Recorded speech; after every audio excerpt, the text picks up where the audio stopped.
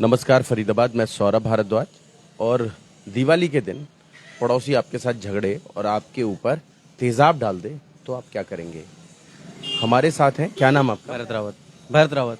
भरत रावत। क्या हुआ था भरत जी? सर ये अक्सर पड़ोसी गाली गलौज करता रहता है, तो 12 तारीख की रात को भी यही हुआ था कि ये दिवाली वाले दिन? हाँ जी, काफ़ी देर से गाली गलौज करने में लगा था। तो मैं इसको मना करने गया, पीछे पीछे मेरे पिताजी भी आए, तो हमने इसको बोला गाली मत दे, अंदर से होती है गाली देने की या ऐसे? कुछ नहीं है सर, ये 22 साल हो गए हमें देखते देखते, ने 22 साल से यही चीज़ है कि रोज़ ये दारू पीता है, गाली देता है। और उससे पहले भी 2-3 बार ये हम पे हमला कर चुका है। मेरे पिताजी के ऊपर, मेरी माता के ऊपर पत्थर से मार चुका है। अगर इसको कुछ बोलने जाते हैं तो उसके साले हैं, वो लड़ने आते हैं घर पे, जान से मारने की धमकी दे के जाते हैं हमें।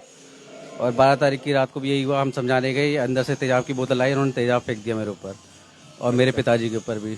तो हाँ जी, मेरी आंख में चला गया। तो ये जो लाल हो रही है आंख, हाँ जी, ये उसी की वजह से है? हाँ जी। थोड़ा नजदीक से दिखा दें जी।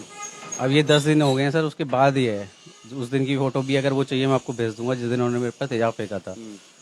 तो उसके बाद मैं कौन सा तेजाब था?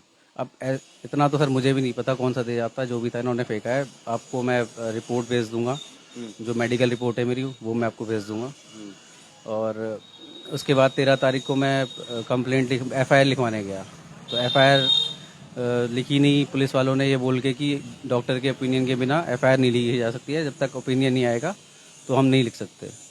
तो फिर अगले दिन सफदरजंग से तब बड़ी मुश्किल से 3 घंटे, दो बार उन्होंने मेरे को पुलिस चौकी में बुलाया। दूसरी बार जब मैं शाम को गया, उसके बाद बड़ी मुश्किल से उन्होंने कंप्लेंट लिखी है।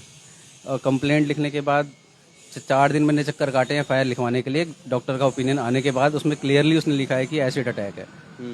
ठीक है सर। और उसके बाद मैं सफदरजंग में डॉक्टर ने लिखा है?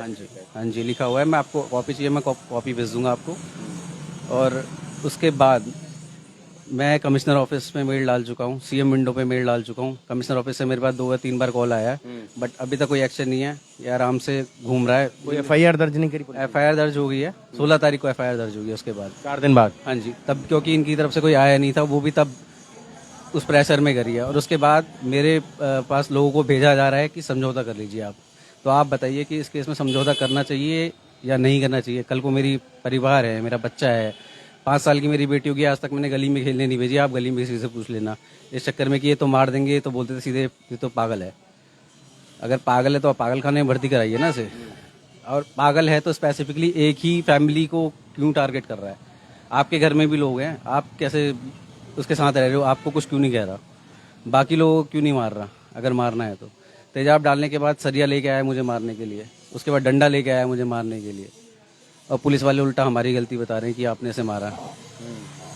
तो आप अपने बचाव में बंदा थप्पड़ भी नहीं मारे। कोई कार्रवाई पुलिस नहीं कर रही है? कोई कार्रवाई नहीं कर रही है सर। तो पड़ोसियों ने आके नहीं बचाया, कुछ कहा नहीं, सुना नहीं? बात थी सर, कोई नहीं आया। बीच में कौन आता है? दिवाली पूजन चल रहा था, लोग अपने में व्यस्त थे। हाँ जी।